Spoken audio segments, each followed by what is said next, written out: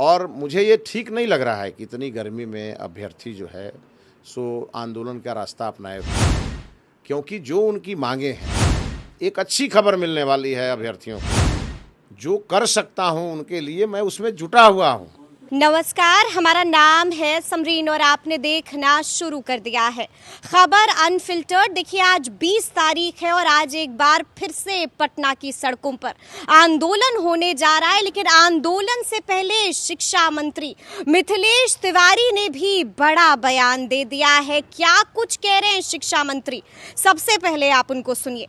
तो देखिए, इस वक्त हमसे बातचीत करने के लिए शिक्षा मंत्री मिथिलेश तिवारी जी हैं। सबसे पहले बहुत शुक्रिया बातचीत। धन्यवाद आपको। सबसे पहले मंत्री जी ये बताइए कि आज एक बार फिर से आंदोलन होने जा रहा है, तो आंदोलन से पहले अभ्यर्थियों को क्या कहेंगे मंत्री जी? देखिए, बिहार के सब हमारे बच्चे जो भी अभ्यर्थी हैं सब हमारे परिवार के बच्चे हैं और मुझे ये ठीक नहीं लग रहा है कि इतनी गर्मी में अभ्यर्थी जो है सो आंदोलन का रास्ता अपनाए हुए हैं। क्योंकि जो उनकी मांगे हैं उसको हम करने वाले हैं। गुड न्यूज़ देने जा रहे हैं। बिल्कुल गुड न्यूज़ देंगे। हमारे माननीय मुख्यमंत्री जी ने शिक्षा विभाग को निर्देशित भी कर दिया है। शिक्षा विभाग उस तैयारी में जुटा है। हम लोगों की इंटरनल तैयारी चल रही है। आने वाले कुछ ही दिनों में एक अच्छी खबर मिलने वाली है अभ्यर्थियों को। तो अभ्यर्थियों को अपनी पढ़ाई की तैयारी करनी चाहिए और ये थोड़ा हम लोगों को थोड़ा समय मिलना चाहिए ताकि हम जब ये शेड्यूल लेकर आएं तो फिर आगे कोई परेशानी ना हो। अच्छा, अभी आपने कहा कि कुछ दिनों का इंतजार मात्र, यानी कि महीने नहीं मात्र दिनों में आप गुड न्यूज़ दीजिएगा। बिल्कुल। अच्छा, आपको मालूम है ना मंत्री जी कि कई अभ्यर्थी जेल में हैं और कईयों को अभी डिटेन कर लिया गया, उनके लिए क्या कहिएगा? देखिए, मैं तो सच पूछिए तो मेरे लिए दुखद क्षण है। जिस दिन मैं शिक्षा विभाग का कार्यभार संभाल रहा था उस दिन भी सड़क पर बच्चे थे। पुलिस की एसओपी है, आपको भी मालूम है। पटना राजधानी है, यहाँ की विधि व्यवस्था के लिए पुलिस को एक्शन लेना ही पड़ता है। तो मेरी स्थिति ये है कि मैं सरकार के मंत्री के नाते जो कर सकता हूँ उनके लिए मैं उसमें जुटा हुआ हूँ।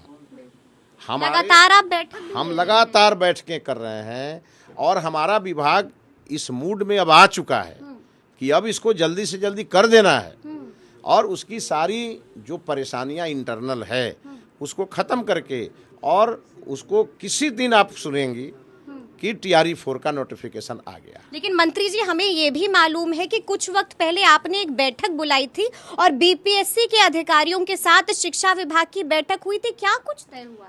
अभी BPSC के साथ हमने बैठक नहीं की, बैठक नहीं बुलाई है। हमारे अपने विभागीय लोगों के साथ बैठक है और BPSC के साथ बैठक हमारे अधिकारी करेंगे। हमें अपने विभाग के अधिकारियों के साथ हमारी तैयारी चल रही है। तो क्या प्री भी देना होगा और मेंस भी देना होगा? इसको इन सब चीजों पर स्पष्टता जिस दिन घोषित करेंगे उस दिन ही आ पाएगी।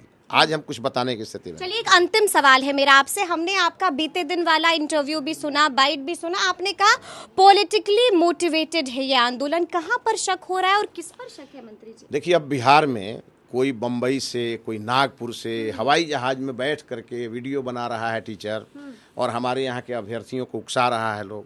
जितने भी ये पॉलिटिकल लोग हैं, चाहे RJD हो, कांग्रेस हो, लेफ्ट वाले लोग हों, इन सब के पास अब दूसरा कोई काम नहीं रह गया है। तो ये सब भी हमारे अभ्यर्थियों को भड़काने में लगे हुए हैं और दूसरी ओर हम उन अभ्यर्थियों के सपने को साकार करने में लगे हैं। और लगातार आप कह रहे हैं कि पढ़ाई, लगातार कह रहे हैं कि हमारे बच्चे इसकी तैयारी में जुटे।